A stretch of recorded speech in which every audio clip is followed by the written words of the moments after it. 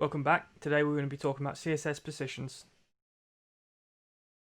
I've gone ahead and opened up an index.html. It's completely blank at the moment. It's also been opened up with live server. So if I type something over here, say something, save, we're going to get it over here. Great. So I'm going to start by creating a main class, and in here I'm going to have a box element. And then actually, you know what? I'm going to have two elements. I'm going to have box 1 and I'm going to have box 2. And I've got some default styles that I've just literally wrote up.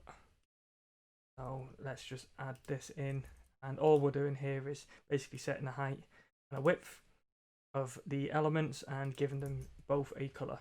So blue, pink, and then they are sat within the gray background. So the elements, the positions we're going to talk about today is static, so that is the default behavior in a browser, relative, absolute, fixed, and sticky. Now we also have inherit, but it's used so infrequently that we're not even going to touch on it today. So what I'm going to do is I'm going to start by creating an element down here and setting the position as static. Now what you're going to see is nothing actually changes. As I just said a second ago, this is the default behavior. So the reason this exists is if you do change it to one of the other ones, which is say absolute, and you need to change it back, then you change it back to static. So we can skate over that one pretty quickly. Next up is relative. So as you can imagine, position relative is just basically saying you are relative to your current position. So if I say relative here, now nothing changes. You know, we've still got the exact same behavior as what we had before. However, now we can move its position with top, left, right, and bottom, and it will move relative to where it is currently. So if I said left, I want you to move 100 pixels, it will move 100 pixels, but those 100 pixels have been determined from its original position. So if if the box was over here and I said 100 pixels, it would move 100 pixels from its current location. Now, the other reason that we would use position relative is we set that as the parent to its child elements. So by default, the position relative will be the window. But if you set the parent to relative, then the child elements below that will be or will be constrained by you. But I'll give you an example of that in a second. So just like we've got left, I said we've got top, so I've moved it, from the top 100. I can move it from the bottom, and I can say, well, actually, from the bottom, go up 100 pixels. So obviously it's gone up out of the screen, and then I can also say right. So it should put it over here. Fantastic. So I'm going to go ahead and remove that one. Next up is absolute, and so what I'm going to do is I need to just change the size of this window because I think it's going to be easy to demonstrate this.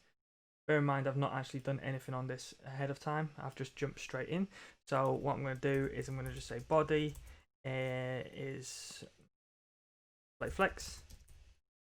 I'm going to use justify content. I'm going to put everything in the center, and then I'm going to say align items center, and the height is 100 viewport heights, and the width is 100 viewport widths. So now this box should be in the center. Great. So what we are doing is we are moving things relative to themselves at the moment. Now I'm going to remove this, and I'm going to say this is position absolute. So now the position absolute, as you can see, the item underneath has vanished. You might be thinking, well, why has that moved? Well, that is because this element, which has been set as absolute, has now been taken out of its original structure, and it is currently sat on top of the image. So just like we could do before, where we could say, well, left, and we can give it 100 pixels, move it to the side. Oh, all right. We can move it to the left, and it moves. However, this time, when we're saying left 100 pixels, it's not moved on to the left hand side or to the right hand side. Sorry, left hand side or the right hand side. It's moved into a weird position, and that is because this position absolute, this item here, this box 1, is working relative to its parent, and its parent right now, although box 1 is sat within main, and technically box 1 is the child, main doesn't have a position relative. So it's working off the actual window, the browser. So if I said top is 100 pixels, it's going to go over here, and that is because, as I said, it's working relative to the browser. So let's just further demonstrate that, and I'm going to say top is 10 pixels and left is 10 pixels. So we're going over here. Now, however, if I change its parent, main, and I say position, positive, just went into autopilot then, position relative, save that, well now it actually moves over here and it sits 10 pixels in from the left and 10 pixels from the top. And just like the parent, just like the box 1, we can also move the box 2 relative to its parent. So I'm going to say top is 0 and left is 0, but then on box 2, I'm going to say position absolute, and I'm going to say bottom 0 and right 0. I don't have to specify the pixels, and now we are moving these elements relative to its parent, which is main.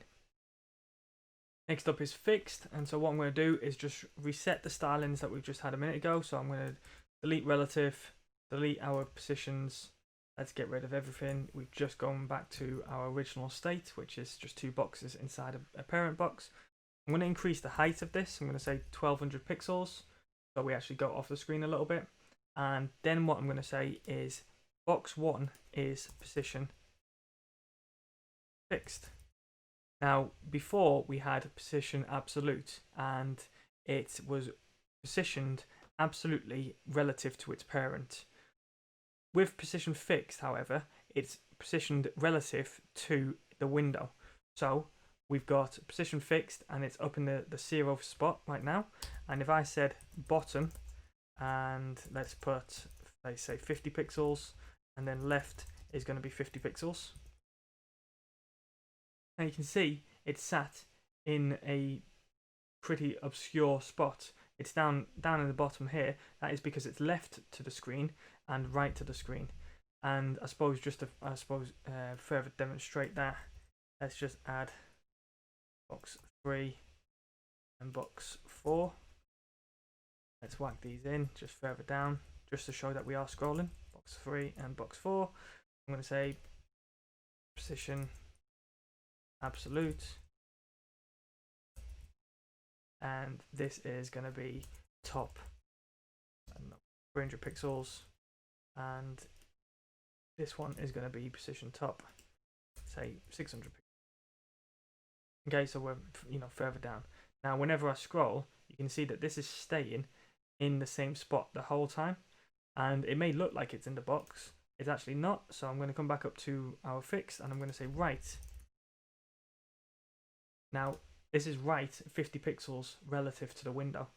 So what you'll see quite often is like a jump to the top or return to nav, or when you have a website takeover and those adverts follow you either side of the content, that quite often this is how it's been done, because it's relative to the browser window. So when you're scrolling, that's pretty much it. And the last one is sticky. So right here, position sticky, and if I said this was bottom, put this at the top and save that.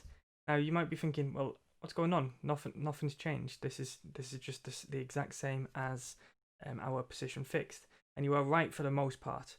Now the problem that we've got with sticky is it's not widely adopted and widely supported. Essentially, position sticky will stay in its position until the viewport hits that point.